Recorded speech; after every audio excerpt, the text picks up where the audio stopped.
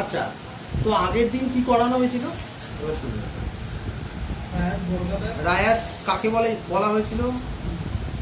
কি অসুবিধে হচ্ছে তো রেকর্ডিং? হ্যাঁ, রায়াত কাকে বলে হয়েছিল? বরগাদার কাকে বলে হয়েছিল? রাইটস অফ রায়াত হয়েছিল in respect of land. Okay, rights of purchaser এবার rights of purchaser by co-sharer or contiguous tenant. Co-sharer কাকে বলে, contiguous tenant কাকে বলে, এটা জানতে হবে। তুই তো ছিলিস না, বল রায়াত কাকে বলে, বরগাদার কাকে বলে, ব্রিফ দে। রায়াত হচ্ছে ল্যান্ড ওনার, ঠিক আছে। মেনলি আর ইয়েটা তোমার ইয়ে হচ্ছে এই কাছে এসে বস। না না না, আপনি না, মানে পাখাটা তো বন্ধ করলাম, এত আওয়াজ হচ্ছে না, শোন নিজেই আরো জোরে বলতে হচ্ছে। রায়াত হচ্ছে তোমার ল্যান্ড ওনার, আর হচ্ছে বরগাদার হচ্ছে তোমার ভাগ চাষি। লিজ না, ঠিক, লিজে তো পয়সার ব্যাপার আছে।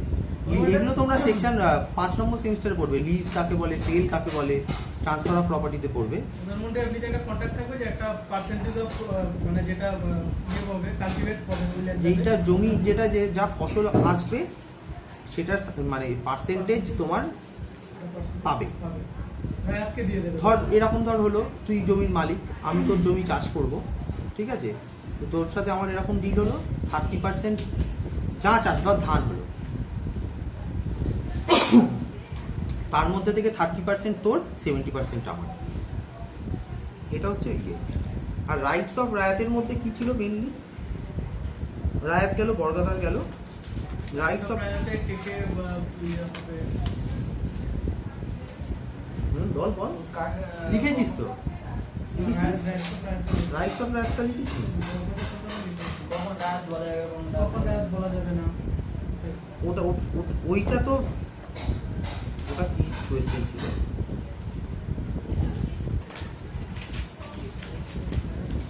সেকশন 4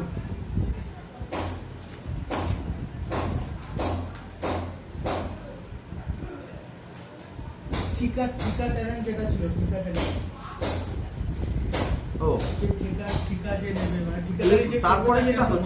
তারপরে যেটা হচ্ছে সেটা হচ্ছে রায়াত কাকে বলা যাবে, কাকে বলা যাবে সেটা। তার মধ্যে কি বলেছিলাম, যদি তোমার ওই আন্ডার এনি পারমিট, লিজ, ওই যে দেখ বললাম না লিজ হবে না, লিজ যদি তুমি নাও কোনো জমি, তাহলে কিন্তু তুমি রায়াত হলে না। লিজের এবার কি ব্যাপার থাকবে ওটা পরের কথা।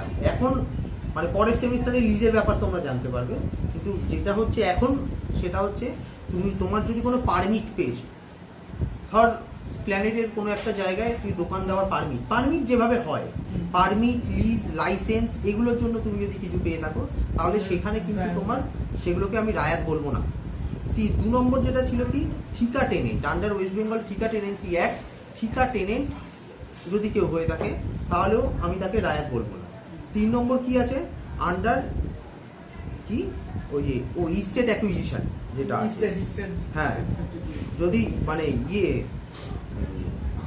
স্টেট অ্যাকুইজিশন কখন বলেছিলাম, যেগুলো ধর জমি জমা দেওয়ার বড় বড় জমিদারদের আগেকার দিনে প্রচুর জমি থাকতো, হ্যাঁ, সেগুলো ধর যে যাকে দেওয়া হচ্ছে চাষ করার জন্য, সেগুলো তোমার রায়াত হবে না, ঠিক আছে। এরপরে কি ছিল তোমার রাইটস অফ রায়াত।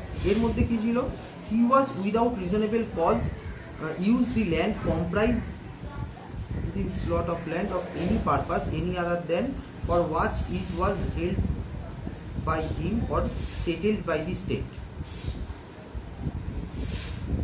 কি বলেছিলাম খেয়াল করছো? আরে ওটার মধ্যে হচ্ছে কি তোমার ওই স্টেট যদি বলে যে ওই জমিটাতে ইয়ে করা যাবে। ও হ্যাঁ, তুমি বললে না তোমার পাড়াতে একটা পুকুর আছে, ওটাতে এই যে ফ্ল্যাট বানাতে হবে, স্টেট বলছে এখানে যদি ফ্ল্যাট বানাও যেকোনো কিছু করে যেতে পারে। তো সেই মানে স্টেট যদি কোনো প্রপার্টিকে যদি বলে মানে বলে দেয় স্পেসিফিক্যালি, এইগুলোতে তুমি রায়াতকে দিতে পারবে না কোনো বর্গাদার প্রপার্টি। রায়াতকে বলে দিলে হ্যাঁ, রায়াতকে বলে দিলেও তুমি বর্গাদারকে তুমি দিতে পারবে না, ঠিক আছে? তখন রায়াত ওটা দিতে পারবে না, ওই জমিটা বর্গাদারকে দিতে পারবে না। তারপরে কি ছিল, he has without reasonable cause, মানে এবার রায়াত যদি বলে, রায়াতের এটা রাইটের মধ্যে পড়ে, রায়াত যদি বলে কোনো কারণ ছাড়াই বলে আমি আমার জমি নিজে চাষ করছি, তাহলে বর্গাদারকে সেই জমিটা ছেড়ে দিতে হবে। 3 নম্বর কি ছিল, he has without reasonable cause fail to utilise the land, মানে হচ্ছে বর্গাদার যেই কারণের জন্য জমিটা নিয়েছিল চাষ করার জন্য সেটা করতে পারছে না, তাহলেও রায়াত তার জমিটা নিয়ে নিতে পারে। 4 নম্বর কি বলছে, he has let out the whole or any part of the plot of land, সে সেটাকে ভাড়াও দিতে পারে, রায়াতের এটা অধিকার আছে, ঠিক আছে? এরপরে হচ্ছে right of purchase by co sharer and contiguous tenant. Co sharer or contiguous tenant কাকে বলে? এর ছাড়া আর কিছু কোয়েশ্চেন নেই, একবার দেখি। যেটা এখন কি লাগবে বল? মানে একটা কোশ্চেন যেটা ইন্টারনালের সিলেবাসে দিয়েছে, এটা হচ্ছে রাইট অফ প্রিএমশন। হ্যাঁ, ওটা তো বলবো। তার আগে রায়তের পার্টটা আমি দেখে নিচ্ছি। ও না, এরপর আর একটা কোয়েশ্চেন আছে, ওটা হচ্ছে can a raiyat change the area character on the mood of use office. ও কি দেখছে তখন থেকে ফোনের মধ্যে? কি আরে 1 ঘন্টার ব্যাপার, একটু চুপচাপ বস। এটা হচ্ছে সেকশন 4C, ঠিক আছে? সেকশন 4C তে যেটা বলছে, রায়াত কখন, রায়াত কি পারে, দরজাটা বন্ধ করে তো ভয় পাচ্ছি, ভিতরে ঢুকে এলে ক্যান, আর নিয়ে গেলে জুতোর উপর দিয়ে যাবে, আমাকে নিয়ে গেলে তো মুশকিল। Can a raiyat change the area character on the mode of use of his land, মানে আজকে তোমরা যখন প্র্যাকটিস করতে যাবে তখন দেখতে পাবে অনলাইনে পাওয়া যায় জমির ক্যারেক্টার হয়, বাস্তু জমি হয়, নাল জমি হয়, সোনা জমি হয়, তারপর ডোবা হয়, জমির অনেক রকম ক্যারেক্টার থাকে, ঠিক আছে? ওগুলো তুমি জমির তত্ত্ব বাংলা ও ভূমি সংস্কার একটা আছে, বাংলার ভূমি অ্যাপ আছে, সেই অ্যাপের মধ্যে গিয়ে একদম মিউনিসিপ্যালিটি ধরে ধরে, গ্রাম পঞ্চায়েত ধরে ধরে, এই জমি কতটা পরিমাণ কার এবং জমির কি ক্যারেক্টার, মানে দেখা গেল শুভঙ্কর পাল 0.01 হেক্টর অফ ল্যান্ড আছে, জমির সেই, হ্যাঁ সেরকমই হয়, ওগুলো কাঠাতে বা স্কোয়ার লোকের কাছে এখন কত থাকে, বিঘা বিঘা থাকে না, 0.0 হেক্টর তোমার ল্যান্ড আছে, এটা ল্যান্ডের ক্যারেক্টার বাস্তু, ওটা সুনাও হতে পারে, ওটা ডোবাও হতে পারে, যেটার মধ্যে বাড়ি উঠতে পারে, হ্যাঁ ওটা না না এরকম কোনো মানে নেই। এবার মানে সব রকম রেজিস্টার্ড ল্যান্ড ওখানে, হ্যাঁ কোন জমির কি ক্যারেক্টার সমস্ত এরকম টোটাল 7-8 রকম হয় ক্যারেক্টার, নাম থাকে, ঠিক আছে? এবার যেটা বলছে সেটা হচ্ছে কোনো রায়াত মানে কোনো জমির মালিক সেই কি ক্যারেক্টারের যে মোড অফ ইউজ, মানে কি যেটা ও যেটা বাস্তু মানে বাড়ি হবে সেখানে, চাষের জমি মানে সেটা চাষই হবে সেখানে, তারপর ডোবা মানে সেটা ডোবাই থাকবে এখানে, সেই ক্যারেক্টার কি চেঞ্জ করতে পারে কি পারে না, এটা হচ্ছে দেখা যায় মানে মাটি ভরাট করে ওখানে ফ্ল্যাট, তার মানে ক্যারেক্টারটা তাকে চেঞ্জ করে তারপরে সেটা ইয়ে করতে হবে, এটাই এই প্রসিডিওর, এই সিস্টেমটাই বলছে এটা কিভাবে হয়, কিভাবে হবে।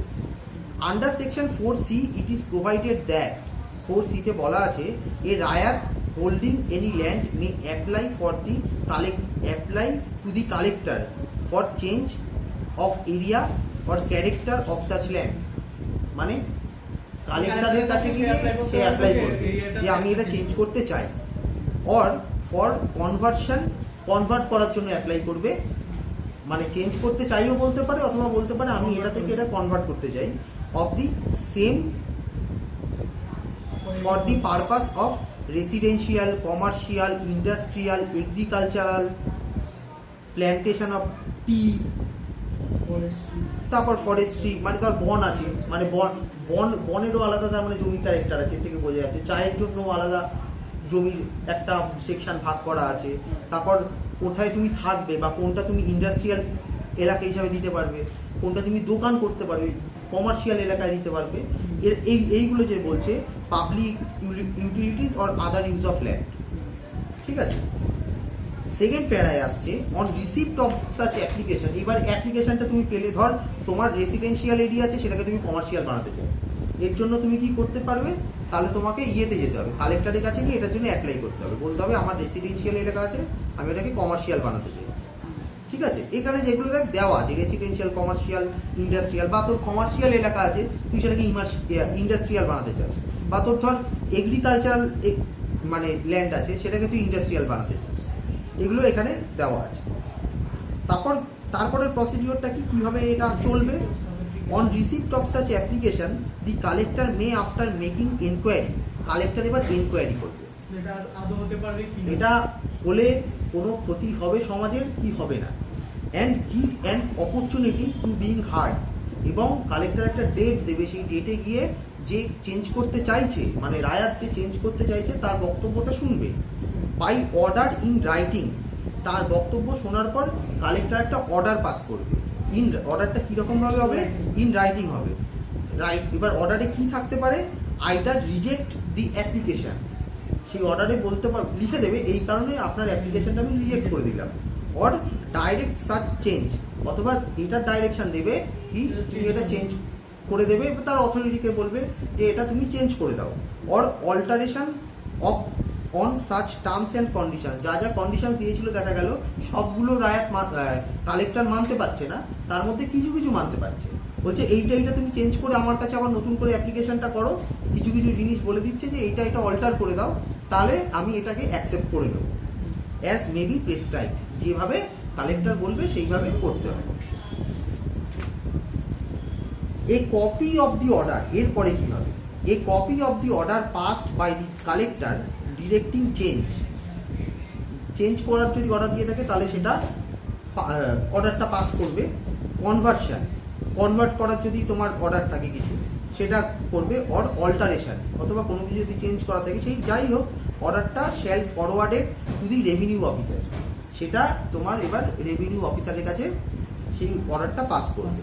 And such revenue officer shall incorporate in the record of rights, সেটা রেকর্ড অফ রাইটের মধ্যে যেটা বললাম লিস্টটা বেরোয়, ওটা হচ্ছে রেকর্ড অফ, ওটা ওই রেকর্ডের মধ্যে ওটা কে চেঞ্জ করবে, ওটা কালেক্টর চেঞ্জ করবে না, ওটা চেঞ্জ করবে রেভিনিউ অফিসার চেঞ্জ করবে। In accordance with such order, as per collector যেভাবে অর্ডার দিয়েছে সেই অনুযায়ী রেকর্ড অফ রাইটে এটা চেঞ্জ হবে। এরপরের প্যারায় কি বলছে, where any plot of land has been changed or converted or altered in violation of section 4C, section 4C তে যেভাবে তোমার এইটাকে চেঞ্জ করার প্রসিডিওরটা দেওয়া আছে সেটাকে যদি ভায়োলেট করে, মানে হচ্ছে পয়সা দিয়ে কালেক্টরকে দিয়ে যদি চেঞ্জ করানোর চেষ্টা করা হয়, if the collector is of the opinion that it is necessary so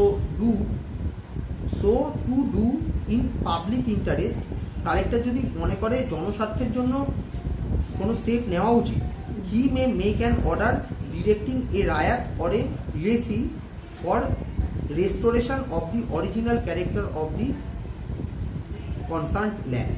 মানে কি বলে, এটা আমি আগের দিন বলেছি তাই বলি, যদি মনে করে যে পয়সা দিয়ে কালেক্টরকে না রেকর্ড, ওই যে তোমার রেভিনিউ অফিসারকে পয়সা দিয়ে যে রেকর্ড অফ রাইটের এন্ট্রি করে তাকে দিয়ে চেঞ্জ করে দিল, কালেক্টরের কাছে গেল না, তার মানে এটা কি দাঁড়ালো, সেকশন 4C তে যেভাবে প্রসিডিওরটা দেওয়া রইলো সেটাকে সে ভায়োলেট করলো। এইবার এই জিনিসটা কেউ যদি কালেক্টরের কাছে গিয়ে কমপ্লেন করে, দেখুন এটা হয়েছে আপনার অনুমতি ছাড়াই হয়েছে, তখন কালেক্টর সেই ক্ষেত্রে অর্ডার দিতে পারে পুরনো যেই অবস্থায় ল্যান্ডটা ছিল সেই অবস্থায় সেই ল্যান্ডটাকে ফিরিয়ে দেওয়া হোক। ঠিক আছে, তারপরে কি বলছে, on receipt of the order the raiyat or the lessee shall restore the original character of plot of land at his own cost, তার নিজের পয়সায় যদি কোনো লিজ নিয়ে থাকে বা যদি রায়াত হয়ে থাকে, যদি কে মালিক হয়ে থাকে, তাহলে সেটা তার নিজের পয়সায় সেটাকে, মানে পুকুর ধর বুঝিয়ে দিয়েছে আবার ওটাকে কেটে পুকুর করে দিতে হবে, নিজের পয়সায় করে দিতে হবে। হ্যাঁ, বা কেউ লিজ নিয়ে করে থাকলে তার পয়সা। In the context of Section 4C, the Kamal Kumar Basu versus State of West Bengal was declared that the prior permission of collector is mandatory for the conversion of tank into land. মানে যেটা বলতে চাইছি সেটা হচ্ছে কালেক্টরের permission হচ্ছে mandatory, conversion করার জন্য। এবং কনভার্ট হয়ে গেলে এমন একটা কনভার্সন করলো যেটা মানে আর ফেরত করা যায় না। যেমন যেমন যেমন আগে তো কৃষি জমি ছিল, এখন বাড়ি করে দিয়েছে। বাড়ি ভেঙে দেবে? টাটার অত বড় সিঙ্গুরের কারখানা তুলে দিল, বাড়ি একটা বাড়ি বাড়ি সব জেসিবি এনে সব তুলে দিয়ে কোথায় চলে যাবে দেখেই মনে হবে না কিছু। তারপর রাইটস অফ রায়াতটা তো আমি বলে দিলাম, আগের দিনই বলেছিলাম, আজকে তো না। এরপরে যেটা আছে সেটা হচ্ছে ছোট ছোট কিছু ডেফিনেশন আছে যেগুলো বলা হয়, যেটা পড়া দেখে এগুলো তো আমার নোটে তো যেগুলো আসছিল ওগুলোই দেওয়া আছে। রায়াত বলেছি, বরগাদার বলেছি, রেভিনিউ অফিসার বলেছি, এরকম অ্যাজ কিছু নেই। মানে আসবে, চারটে দিয়ে দিলে চারটে লিখতে হবে। হু ইজ রেভিনিউ অফিসার কি বলছে? Under section 2 of subsection 12 with under West Bengal Land Reforms Act, revenue officer means any officer whom the state government may appoint। এমন একজন লোক হতে হবে যাকে স্টেট গভর্নমেন্ট অ্যাপয়েন্ট করবে। রেভিনিউ অফিসার আমরা কাকে বলবো? এমন একটা লোককে বলবো যাকে স্টেট গভর্নমেন্ট অ্যাপয়েন্ট করবে। Or by virtue of his office to discharge any function of a revenue officer in any area. এবং এটাই এইটুকুনি, আর কিছু না। এবং বাই ভার্চু অফিস মানে তার সে একটা অফিসের পোস্ট হোল্ড করবে এবং এরিয়ার মধ্যে রেভিনিউ অফিসার হিসাবেই পরিচিত থাকবে। মানে দুটো পয়েন্ট, একটা স্টেট গভর্নমেন্ট অ্যাপয়েন্ট করতে হবে, 2 নম্বর হচ্ছে আর একটা এরিয়া থাকবে, তার একটা অফিস থাকবে, সেখানে সে রেভিনিউ অফিসার নামে পরিচিত থাকবে। এটাই বলা আছে। হ্যাঁ, তবে ডিটো লিখে আসতে হবে। হ্যাঁ, এখানে যা আমার এখানে দেখে মনে হবে 9 পাতার ল্যান্ড লয়ের নোট, 9 পাতায় মুখস্থ রাখতে হবে। ব্যাপার হচ্ছে এটা, 9 পাতা মুখস্থ রাখলে দুটো কোশ্চেন 16 32 সব। অবশ্য তো একটু মুখস্থ করতে হবে, এই জন্য ইন্টারেস্টে চলে গেছে। আর কি মানে আমরা এখনো জানি না, টেনশনে আছি। কেউ টেনশনে নেই, সব কাজই করে। বুঝতে পারছো না কি চাপ চলছে? কেন কেন অনলাইন হয় কেউ বুঝতে পারছে না, সব তো হ্যাঁ, তো টেনশন কি? অনলাইন হবে তো দেখতেই, আবহাওয়া তো অনলাইনের দিকে। কোথায় অনলাইন দিয়ে না ক্যামেরা ইউনিভার্সিটি আমরা অফলাইন ঘোষণা করে দিল, কি করব তারপর? পরিমাণে এই তো 9টা পাতা মুখস্থ করছি। একটা কথা মুখস্থ হচ্ছে না, 9টা কথা বলছো মা। এর থেকে ছোট এইটুকুনি হচ্ছে টোটাল নোট। স্যার ইকোনমিক্সটা নিয়ে বসেছিলাম, পুরো মাথা পাগল করে দিয়েছে। কেন? ওখান দিয়ে নেই। এটা এই নোটস মুখস্থ করে তোকে 5 দিন টাইম দেবে। 5 দিনে মুখস্থ করতে পারবি না ভাই। সেকশনগুলো লিখিস না, দরকার হলে সাব সেকশনগুলো ভুলে গেলে লিখবি না। আন্ডার সেকশন 2 সব কটাই তো 2, মনে রাখার কিছু কোনো ব্যাপার নেই। আমি সেকশন একবার যেটা পড়ছি মানে এটা একদম মাথায় বসে নিচ্ছি, মানে এটা বুঝছি না। ঠিক আছে, ওকে গুড, এরকম ভাবে করছি। ঠিক আছে। ল্যান্ড, লাস্ট দুদিন পরে যেটা এরপরে ডেফিনেশন হচ্ছে ল্যান্ড কাকে বলে, LAND ল্যান্ড। ঠিক আছে, আর এটা হচ্ছে under section 2 of subsection 7 West Bengal land reform act. Land means কি? Land of every description including tank. Tank মানে কি? পুকুর হবে, তাই মনে হচ্ছে। ইনক্লুডিং ট্যাঙ্ক, যে কোনো ল্যান্ড কাকে বলবো? বলছে কি every description and includes tank. Tank বলতে পুকুরই ধর, পুকুর ডোবা ওই টাইপেরই হবে। ট্যাঙ্ক ফিশারি, ট্যাঙ্ক মানে যেখানে মাছ চাষ হয়, মানে এগুলো সব ল্যান্ডের মধ্যেই করছে। শুধু ফিশারি লেখা আছে, মানে পুকুর ঝিল হবে ওই সব, সেখানে মাছ চাষ যদি হয়। তারপর কি? Homestay or land use for the purpose of কি লাইভস্টক মানে কি? এটা হলো ইয়ে গরু চাষ, ইয়ে হ্যাঁ, পোল্ট্রি এক্স্যাক্টলি, ঠিক ফার্ম, ওই পোল্ট্রি ফার্মিং। ওই পোল্ট্রি তো মানে ইয়ে মুরগিদের, আর যে গরু চাষ গরু যেটা dairy or land comprised in tea garden, কোনো মিল, কোনো ফ্যাক্টরি, কোনো ওয়ার্কশপ, মানে এর মধ্যে যে কটা লেখা আছে তার মধ্যে 80% লিখে আসতে হবে। ঠিক আছে, এতগুলো ওয়ার্কশপ। তারপরে কি? ফুল, হ্যাঁ ফুল চাষ হচ্ছে, ফুলের বাগান হচ্ছে। তারপর হচ্ছে হাট, বাজার, ফেরিজ, আর বললাম না, আর কত বলবো, দেখে নি আদার।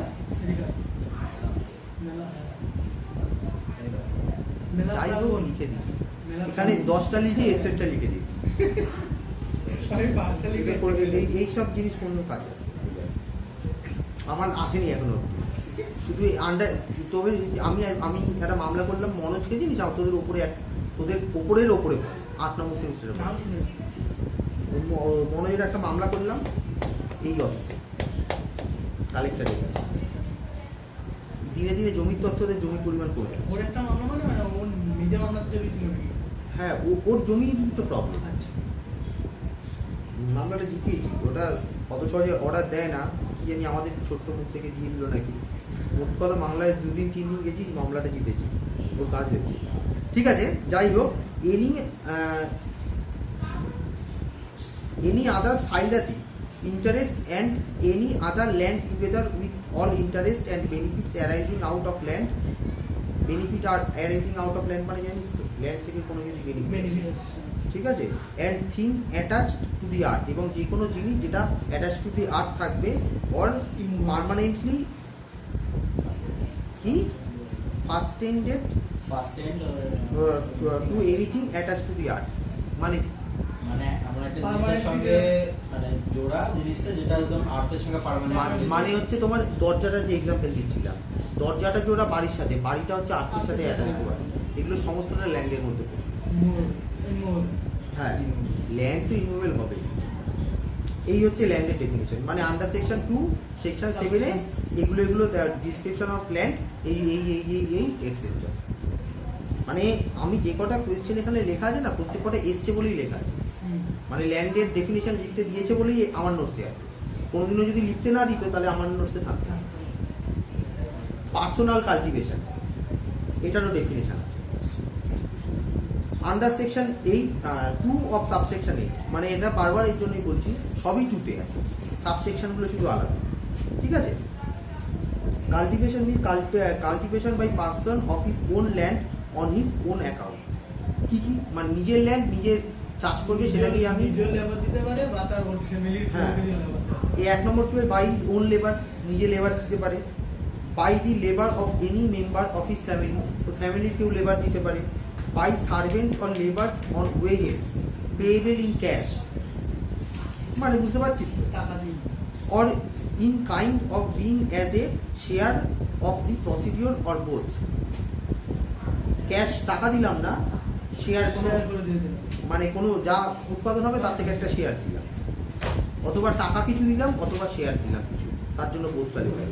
Provided that such person or member of his family resides for the greater part of the year of the locality where the land is situated and the principal source of his income is produce of such land। মানে এমন কোনো একটা লোক যে আমার জমিতে চাষ করছে, তার মেইন উপার্জন তো আমার জমিতে চাষ করে, সেটাও তাকে কিন্তু পার্সোনাল কাল্টিভেশনই বলা হবে। আমার এমন কোনো একটা লোক মানে সে তাকে ফ্যামিলি মেম্বার, দেখ লেখা আছে provided that such person or member of his family resides for the greater part of the year, মানে তার জীবনের বেশিরভাগ অংশ আমার সাথেই কেটেছে। ঠিক আছে, in the locality where the land is situated, যেখানে ল্যান্ড সিচুয়েশন আছে সেখানেই থাকে। ঠিক আছে, and the principal source of his income produce of such land, মানে এটা আমি এটা বললাম, তার উপরেও গিয়েও আরো কিছু বলছে।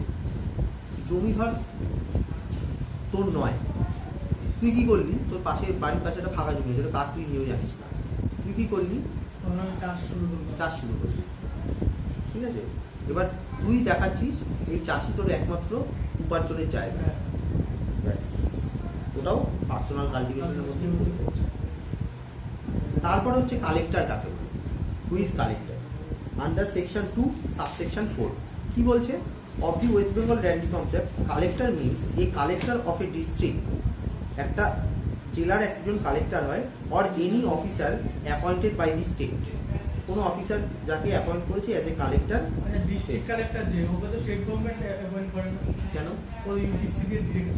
হ্যাঁ শিওর, হ্যাঁ না না, ডিস্ট্রিক্ট কালেক্টর ডিস্ট্রিক্ট ম্যাজিস্ট্রেটকে তো, মানে ডিস্ট্রিক্ট ম্যাজিস্ট্রেট একটা হচ্ছে কি তোমার এসডিএম থেকে যেটা প্রমোশন পেয়ে ডিএম, এখন কি মানে এখানে এসডিএম থেকে, সেটাই তো, তাই তো, মানে তাহলে এটা অ্যাপয়েন্টেড মানে প্রমোশনের কথা বলছে যে স্টেট গভর্নমেন্ট। দেখি কি বলছে আগে দেখে নি ডেফিনিশনটা পুরোটা।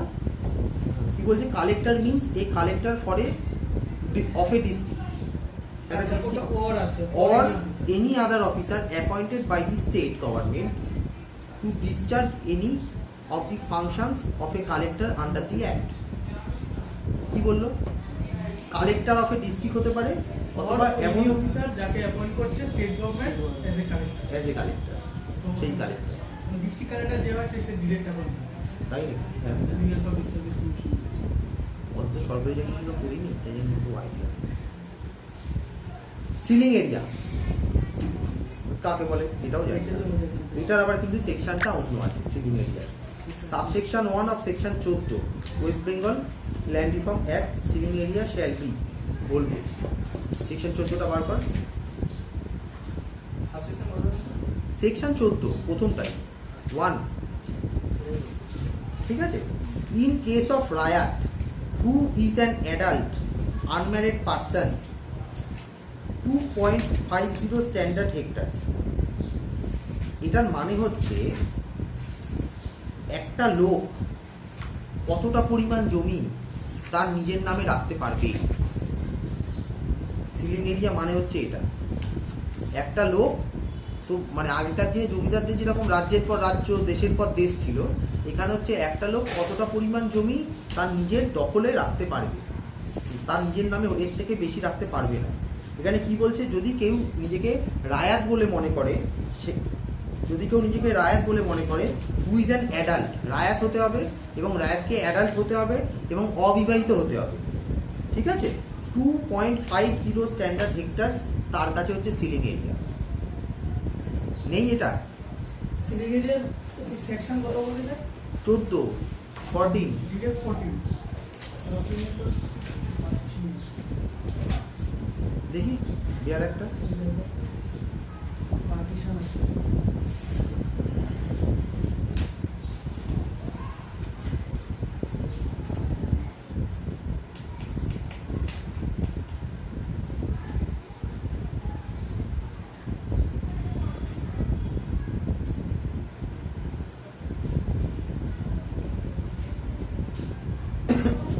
এম আছে sir.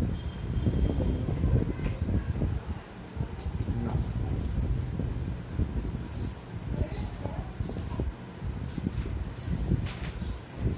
There is must be something. What space you need? Ceiling 14 M আছে স্যার। 14 এই 39 39 কে হ্যাঁ, তাহলে এটা ভুল লেখা আছে। 14 পুরো 14 আর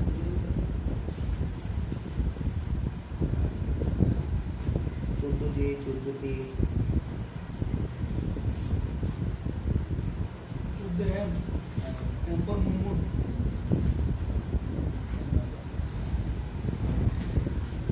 To the M views. There will be 14 M.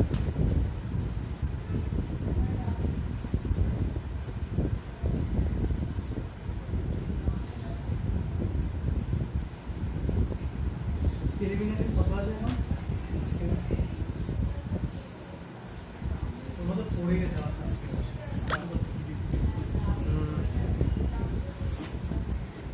বলা শুরু করি, বিকার টাইম ওয়েস্ট করলাম। 14 এর সেকশনটা ঠিক করে নিবি, ঠিক আছে।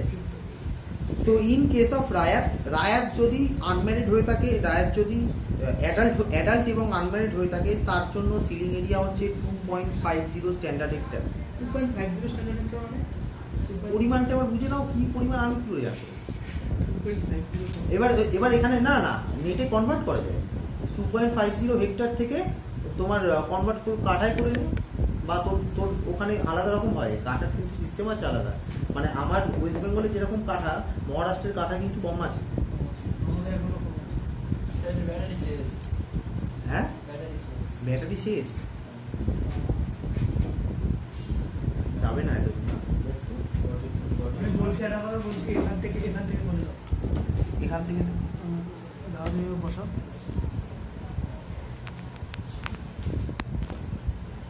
হয়েছে, ঠিক আছে। সিলিং এরিয়া তাহলে কি বললো, প্রথম পয়েন্টটা যেটা বললাম, অ্যাডাল্ট এবং আনম্যারিড হলে একটাই লোক থাকলে তাহলে 2.50 হবে।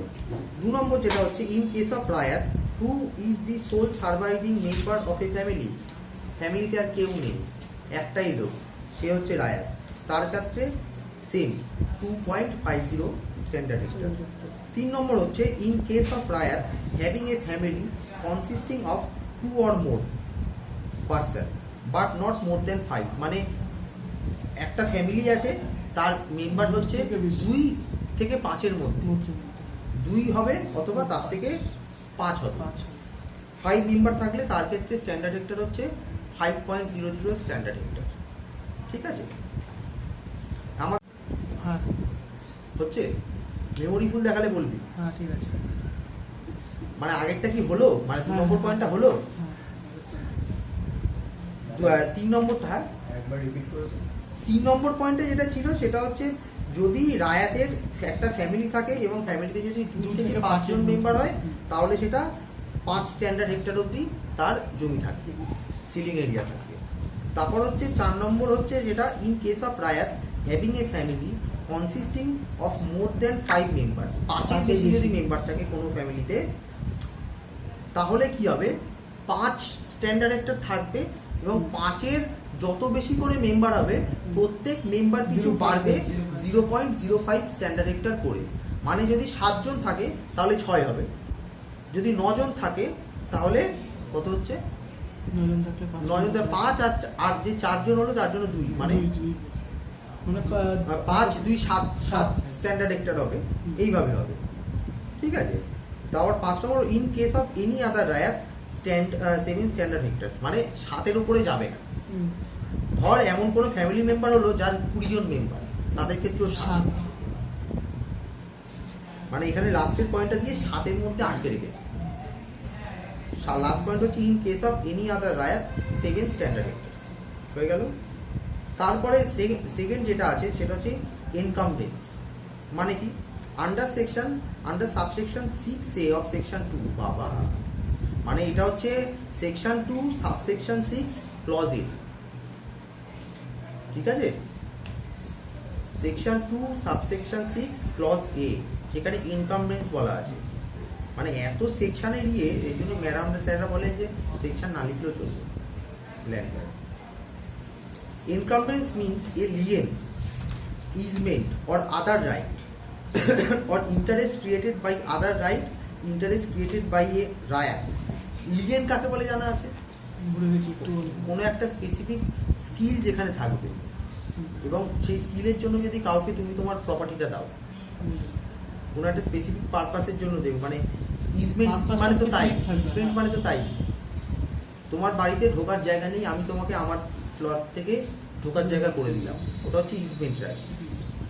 ঠিক আছে, right or interest created by a raiyat on his plot of land or in limitation on his own interest thereon. কি বললো কিছু বুঝলাম না। Easement or other right or interest created by other right or interest created by a raiyat on his plot of land or in limitation of own interest therein but does not include right of বর্গাদার। মানে এনকামবেন্স মানে যেটা হচ্ছে সেটা হচ্ছে ইজমেন্টে যেরকম right থাকে, লিগেলে যেরকম right থাকে, আর এছাড়া অন্য কোনো right interest created by other right, মানে রায়াত নিজে থেকে অন্য কাউকে ডেকে এনে কোনো রাইটস দিচ্ছে। ঠিক আছে, ক্রিয়েটেড বাই এ রায়াত গেল on his plot of land, নিজের প্লট অফ ল্যান্ডে দিচ্ছে, or in limitation on his own interest thereon. এটা দেওয়ার ফলে সে হয়তো দেখা গেল তার অন্য কোনো স্বার্থ সিদ্ধি হচ্ছে, অন্য কোনো ইন্টারেস্ট আছে, but does not include the right of the bargadar. কিন্তু বর্গাদারের রাইট যদি হ্যাম্পার করবে, রায়াত এরকমভাবে কোনো জমি দিতে পারে না, কোনো ইন্টারেস্ট অন্য কাউকে প্রোভাইড করতে পারবে না, যেখানে তার যে বর্গাদার আছে তার রাইট হ্যাম্পার হচ্ছে।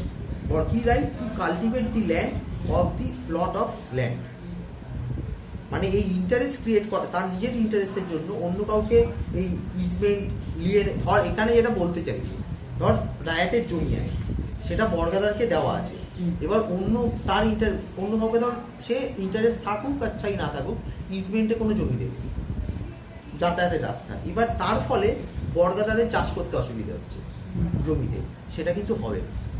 এমনিতে তুমি দিতে পারো, কিন্তু বর্গাদারের অসুবিধা করে কোনো জমি দিতে পারবে না। সেটা কি এনকাম্বেন্স করছে। তারপরে কি আছে, ফ্যামিলি কাকে বলে, উইথ ফ্যামিলি। ঠিক আছে, ফ্যামিলি কাকে বলে আমরা জানি, কিন্তু এটা হচ্ছে under section 14K 14K। Geto কেন সেকশন এটাতে? 14K তে এগুলো 14 Subsection? এটা পুরোটা না না না না 14K হচ্ছে পুরো সেকশনটাই পুরো। সেকশন, বড় হাতের আগে তো ভুলে গেছি। 14K হচ্ছে section. Under section clause 3 of section 14K of West Bengal land family in relation to a raiyat shall be deem, মানে রায়াতের রিলেশনে ফ্যামিলিকে, ফ্যামিলি রায়াতের ফ্যামিলির মধ্যে কারা কারা পড়বে সেটা এখানে বলছে। ঠিক আছে, মানে হিন্দু ম্যারেজ অ্যাক্টের ক্ষেত্রে ফ্যামিলির না এটা নয়, এখানে হচ্ছে রায়াতের রিলেশনে ফ্যামিলির মধ্যে কে কে পড়বে। এই যে আমরা যে কিছুক্ষণ আগে পড়লাম যে এই যে কত সিলিং এরিয়াতে কত কত থাকবে ফ্যামিলির মধ্যে, কতজন লোক থাকবে, ফ্যামিলি কে, কারা ফ্যামিলি, ফ্যামিলি বলতে কাকে বোঝাচ্ছে সেটার হচ্ছে 1 নম্বর পয়েন্ট হচ্ছে himself and his wife minor Son unmarried daughter. আমি থাকবো, আমার বউ থাকবে, আমার 18 বছরের নিচের ছেলে থাকবে এবং মেয়ে থাকবে, অবিবাহিত মেয়ে থাকবে, এরা ফ্যামিলির মধ্যে পড়বে। মানে 2 নম্বর, বেশি হলে এবার এটা পরে আসবে, 2 নম্বর পয়েন্টে আসবে। 2 নম্বর পয়েন্ট কি বলছে, হিজ আনম্যারিড অ্যাডাল্ট সন, চলে এলো, যদি আনম্যারিড থাকে আনম্যারিড অ্যাডাল্ট সন হলে চলে এলো। ইফ এনি, যদি কেউ থাকে, who does not hold any land as a raiyat, যে কোনো রায়াত, মানে দুটো কন্ডিশনস আছে, এক তো ওকে আনম্যারিড হতে হবে, 18 বছরের ওপরে হতে হবে, এবং তার নামে কোনো জমি থাকলে, রায়াত হিসাবে কোনো জমি থাকলে তার চলবে না। যদি থাকে তাহলে সে ফ্যামিলির মধ্যে পড়বে। Not included. 3 নম্বর পয়েন্ট, his married adult son, married adult son হবে ইফ এনি, যদি কেউ থাকে বিবাহিত তার ছেলে, were neither such adult son or not the wife nor any minor son or unmarried daughter of such adult son. মানে কি বল, অনেক ঘুরিয়ে পেঁচিয়ে দিয়েছে, এটা 3 নাম্বার 1-এর গুগলি। মেরিট যদি থাকে, ওর যদি minor Son, whether neither such adult son nor the wife, মানে adult ম্যারিড সানের ছেলেগুলো হ্যাঁ বল, ম্যারিড, পুরো লাইনটা আমার আমি জানি। 3 নম্বর পয়েন্টের অ্যাকশন। চলো 4 নম্বর পয়েন্টটা কি বলছে, উইডো অফিস কি ডিজিজ সন, মানে কি বড় যদি- ছেলে মারা গেছে, বাবার বড় ছেলে করতে না না মানে বাবার ছেলে মারা গেছে, ছেলের বউ আছে, হ্যাঁ, উইডো। মানে হচ্ছে আমি ধর মেল ফ্যামিলি, আমার ছেলে আছে, সে মারা গেছে, তার বউ আছে, ঠিক আছে, সেই ফ্যামিলির মধ্যে ইনক্লুডেড, এবং ওর একটা মাইনর সন আছে। where neither such widow nor any minor son or unmarried daughter of such widow, মানে নেই, ও না এরা যদি থাকে, হ্যাঁ, উইডো ইয়ের ছেলের একটা বিধবা আমার বৌমার যদি কোনো মাইনর সন থাকে আর unmarried অথবা daughter আছে। আনম্যারিড ডটার থাকে, যারা এবং কোনো- তাদের কোনো প্লট অফ ল্যান্ড নেই হোল্ড করা as a raiyat, they are also poor and hungry people. হ্যাঁ, তারাও এই ফ্যামিলির মধ্যে আসবে। 5 নম্বর কি বলছে, minor son or unmarried daughter if any office prescribe কি প্রিটিজিস সন। এবার হচ্ছে মাইনর সন থাকলো, আনম্যারিড ডটার থাকলো, কার, মানে আমার নাতি, ঠিক আছে, where the widow of such predeceased son is dead, বিধবা বউ মারা গেছে, হ্যাঁ, বউ মারা গেছে, উইডো অফ সাচ প্রিটিজিস, এবার বৌমা, মানে আমি, আমার ছেলে বৌমা সব মারা গেছে, and any minor son or unmarried daughter of such previous son does not hold any land as a raiyat, minor son তখন তারা ফ্যামিলি। ফ্যামিলির মধ্যে আসবে, কি সব দুঃখ ভরা। But shall not include any other person. আবার বলা আছে এর বাইরে আর কেউ আসবে সে না। আসবে না। সে জানাম তার আগে বলবো। সবাই মরে যাচ্ছে। কেন? 4 নম্বরে কি বললো বল?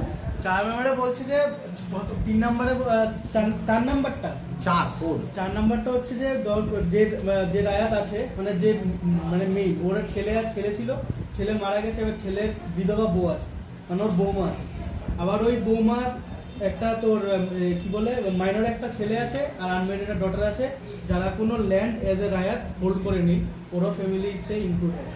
ফ্যামিলির মধ্যে তারাও পড়বে। শুধু তো মানে ছেলে মেয়ে না থাকলেও ছেলে মেয়ে না থাকলে, শুধু বৌমা থাকলে সেও ফ্যামিলির মধ্যে পড়বে।